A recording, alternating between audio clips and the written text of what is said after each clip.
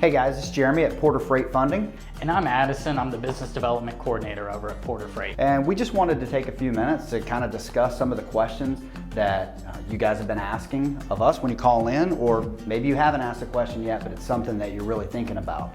Addison, what are some of the things that you and your team are hearing each day from our guys? So one of the most common questions I hear on the sales floor is, what load board do I need to use? Which one's the best? Where can I find the best paying loads? All of that. Like, there's so many out there. How do you pick?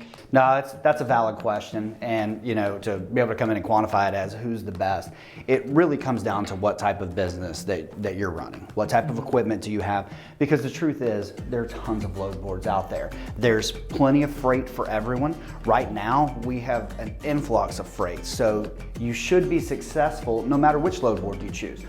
But the great thing is, there's no right or wrong. Okay, so just because you sign up with one load board doesn't mean that you have to stick with it, right? There's free options, there are pay options that you can choose.